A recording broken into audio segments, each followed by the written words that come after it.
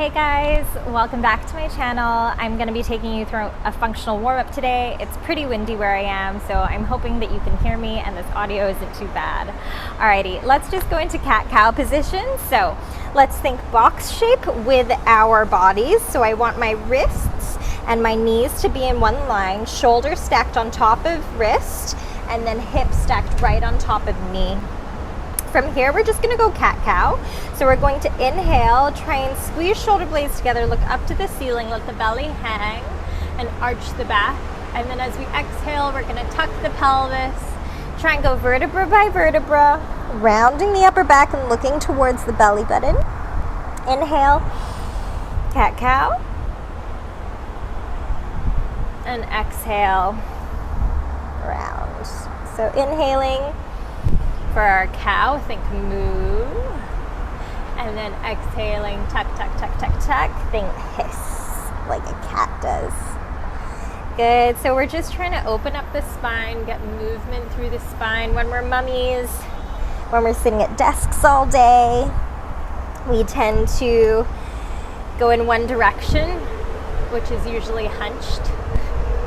And so we're just trying to move vertebra by vertebra and connect back with our spine. You know, it stabilizes the entire body. So from there, just try and find a neutral spine. And if you have any carpal tunnel, any wrist issues, you can always just fold your mat and elevate your wrist slightly so that it just takes the pressure off. But if you're okay to have pressure on the wrists, we're just gonna be going for some scapula push-ups. So your scapula are your shoulder blades, and you wanna think about squeezing your shoulder blades together, letting the chest hang low, and then completely rounding and pushing out against your shoulder blades. So you're spreading them as you push through the heels of your hands. Make sure that your fingers are nice and spread. So let's just go for those. Elbows never bend. It's a movement from the shoulder blades. And if you're breastfeeding, you're carrying kids, you're bottle feeding, whatever it is, you know, we tend to lose a bit of movement in this direction. So this is just warming up the upper body. All right, from there, we're gonna go for our bird dog. So this is a core stabilization exercise. And most people tend to do this wrong. They tend to extend as much as they can, arching the lower back. And it's not about getting your hand as high or your leg as high as possible. What we're trying to do is stabilize from the core. So I want you to imagine that you have a cup of water in between your shoulder blades and a cup of water on your lower back. And those cups of water are not allowed to spill. First, we're gonna inhale, let the belly fully fill up and relax and get big. And then exhale, draw the space below the hip bones towards the spine, and you're gonna try and keep your belly there. Engage your pelvic floor, and now think about lifting the left hand and just lift it off the floor slightly. Make sure you can do that without those cups of water spilling. Try it with the right hand, so inhale, let the belly hang. Exhale, draw that space in, and then try and lift the hand, pelvic floor is engaged. All right, let's try and lift the hand and extend out in front of us. Inhale, exhale, draw in, lift the hand, exhale, come back. Inhale, lift the hand, exhale, come back. So what my belly is doing is I'm engaging my pelvic floor, my lower abdominals before I set off for the exercise, just to make sure that I've got it and I'm conscious. So we inhale, let the belly go. Exhale, draw that space in, and now that space stays in. So I inhale, extend, exhale, return, inhale, extend, exhale, return. And so what we want is we want the wrist and the knee to stay in line in that box shape. So make sure that you are lining those up. Look in between the hands when we do this. Okay, now we're gonna try for those legs. So inhale, let the belly go. Exhale, draw it in. And then think about lifting the left leg. Up through the wrist, push into the right knee, and then left leg extends behind us as much as you can, and then bring it back in. Without anything shifting, hips don't shift. Right side goes. Okay, good. We try that again. Nothing shifts, bring it towards the left wrist. And then right side. Beautiful. Okay, now we're gonna go opposite arm and leg extending. So nice box shape. Inhale, exhale, draw that belly in. Inhale, and then exhale, bring it back. Have we got it? Inhale, exhale, good. Inhale, no shifting in the hips. Exhale, we're not arching in the back. Inhale, exhale, last one. Inhale, and exhale, swap sides. So when we do this, it's important that you only go as far as you can go, and I want you to think more about lengthening outwards than raising up. Okay, let's try the other side. So inhale, extending. Exhale, bringing it back in. Inhale, extending. Exhale, bringing it back in. Think about that lower core. And there shouldn't be any sort of bulging, and you shouldn't feel too much pressure doing this one. Inhale, and then exhale.